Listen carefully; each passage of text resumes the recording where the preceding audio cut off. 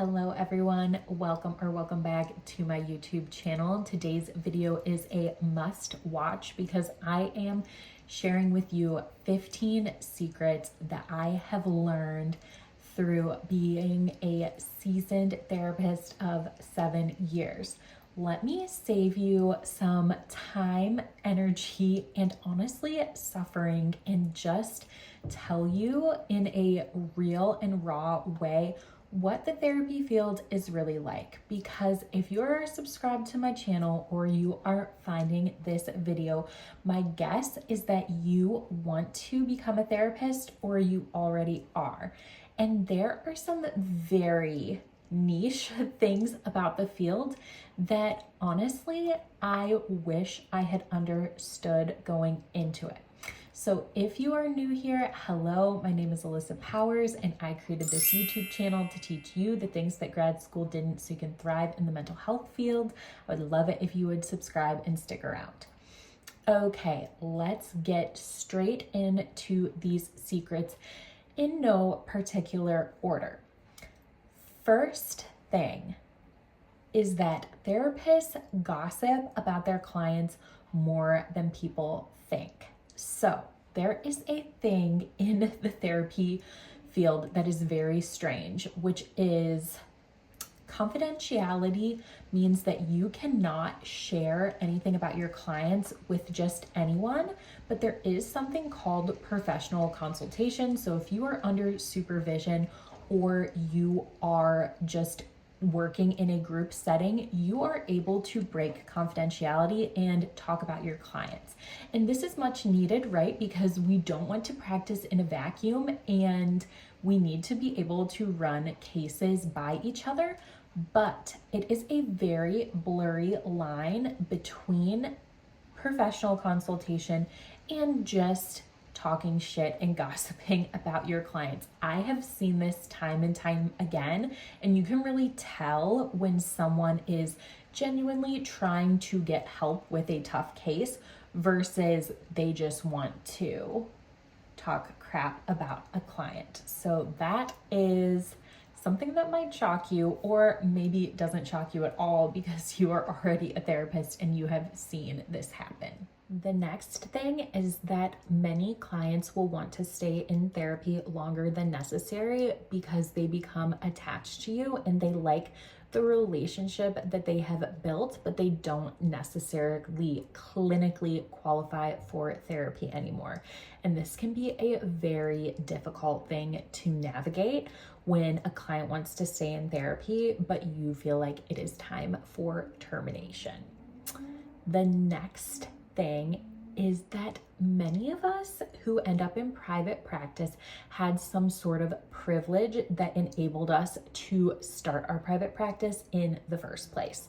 So examples of that could be having generational wealth, having a partner with a stable income, having the ability to buy a course that would teach you how to create a private practice, even just having the ability to have time and energy to put in the work to build a private practice can often come from a place of privilege, which is not a bad thing, but it is something that we don't acknowledge as often as we should, because I think that private practice is viewed as like the end game and the golden standard, but oftentimes people who are wonderful therapists will never go into private practice because they simply just do not have the privilege to do so.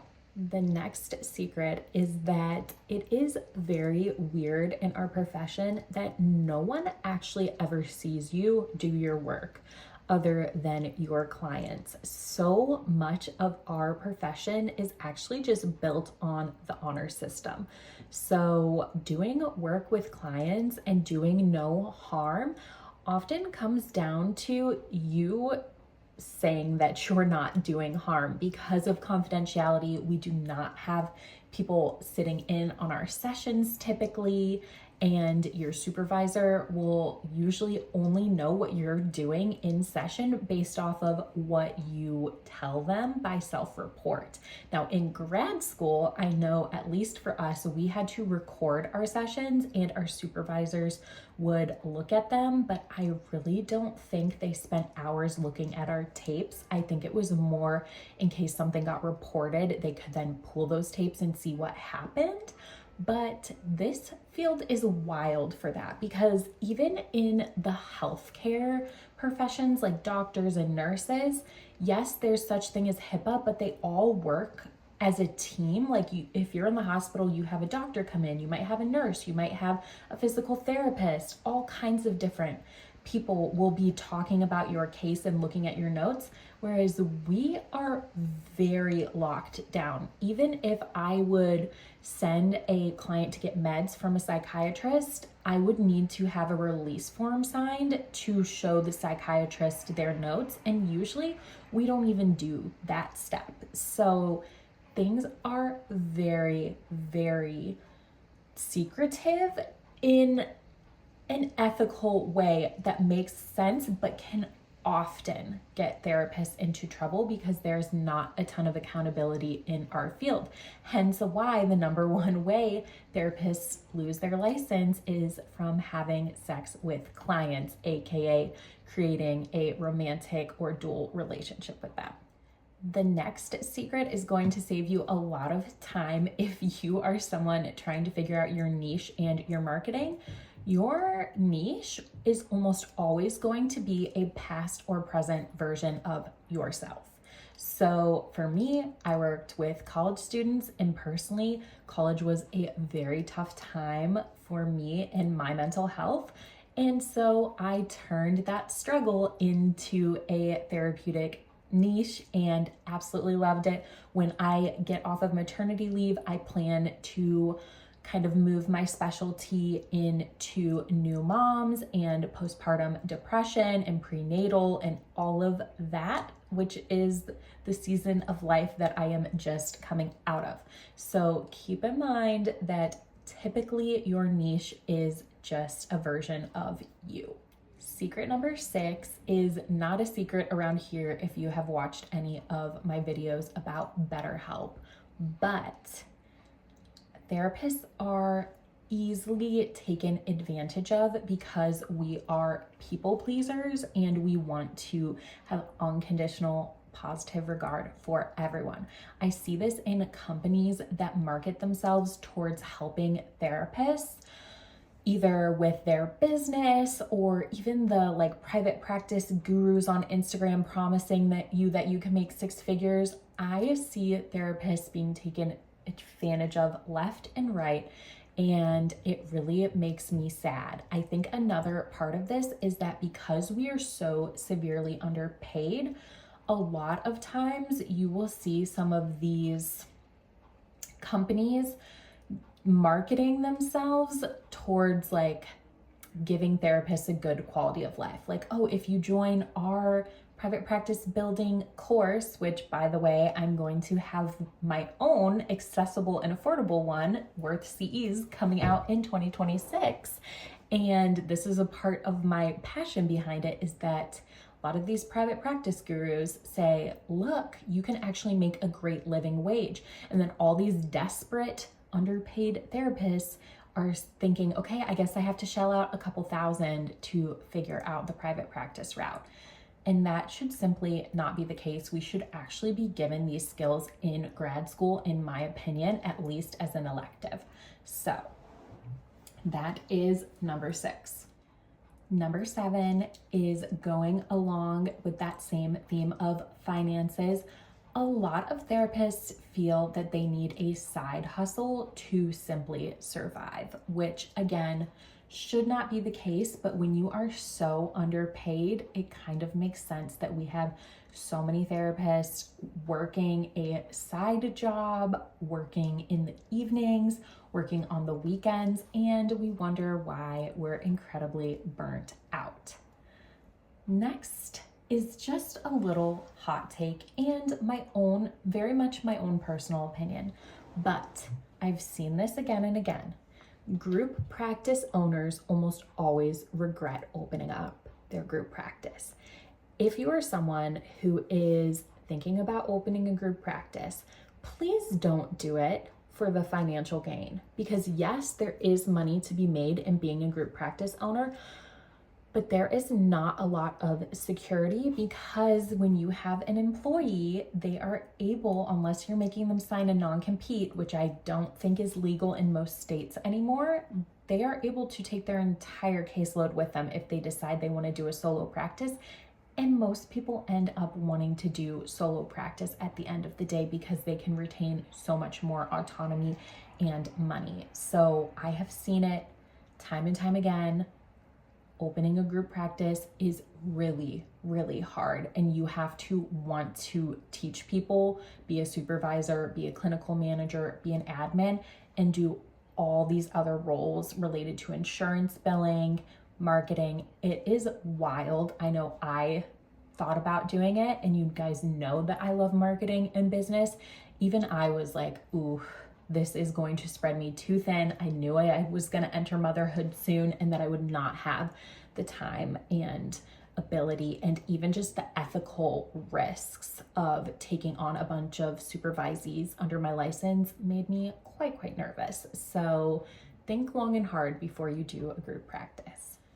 You might think that we're all just a happy family here in the mental health world, but there actually is a unspoken hierarchy.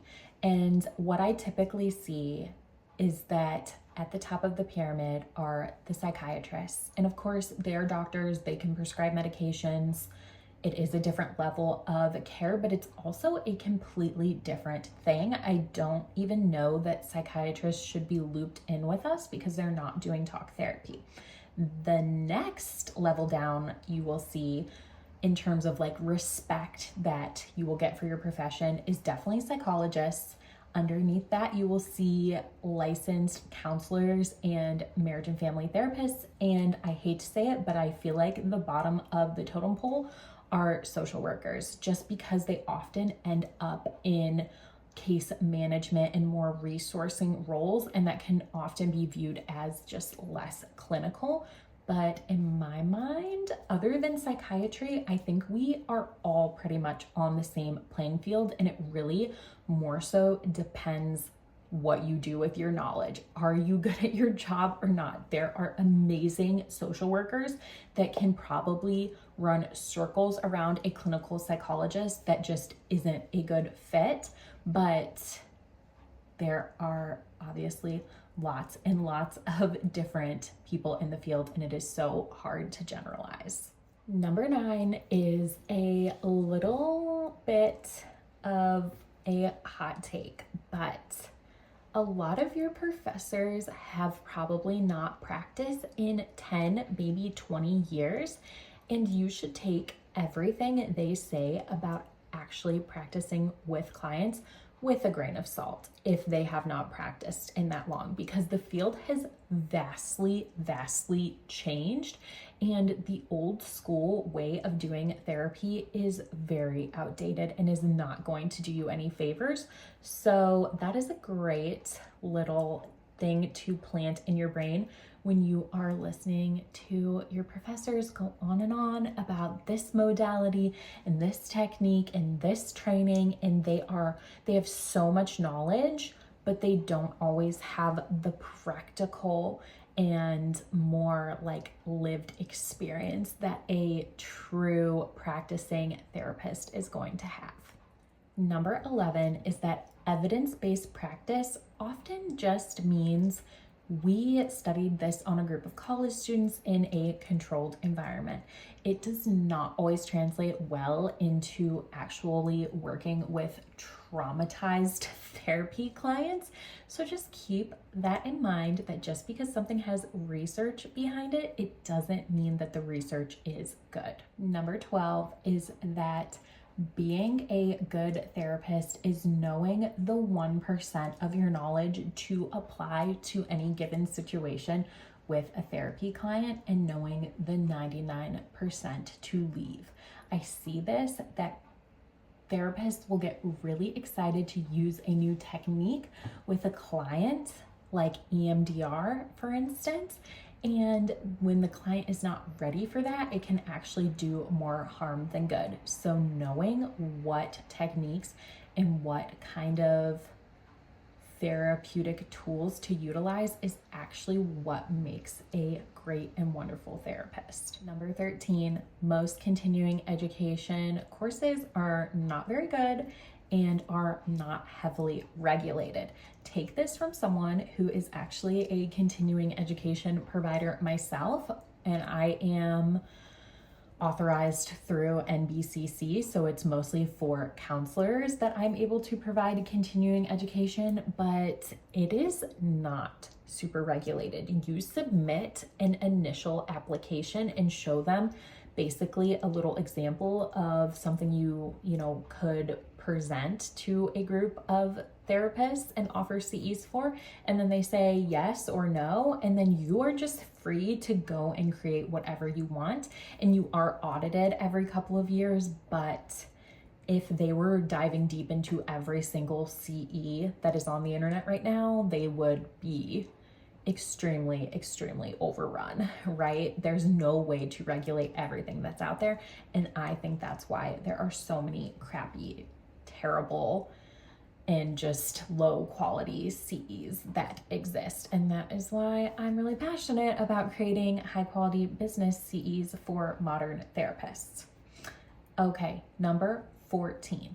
No matter how good of a therapist you are going to encounter clients that simply do not like you. You might even end up with a bad review listed on Google if you have a Google business profile. And that is just a part of the work, and it comes with the territory. I have definitely had clients where I have had a session or two and then they've asked to be referred to someone else. And honestly, that is okay, and making peace with that and knowing that you are not going to be a fit for everyone, and that doesn't have to be internalized as you are a bad therapist is just a part of the game and the mindset that you have to take on, because none of us can be a good therapist for every single person. We are just not going to be a good fit for everyone, and that is 100% natural and normal. Okay, last one, completely my opinion, but career counseling is a pointless class and it should be taken out of our KCREP credentialing and maybe just offered as an elective. I do not know anyone who utilizes career counseling, and I personally think that it is a huge waste of time and gives future therapists the wrong idea about what clinical work is typically going to look like. Okay, see you guys later. Bye.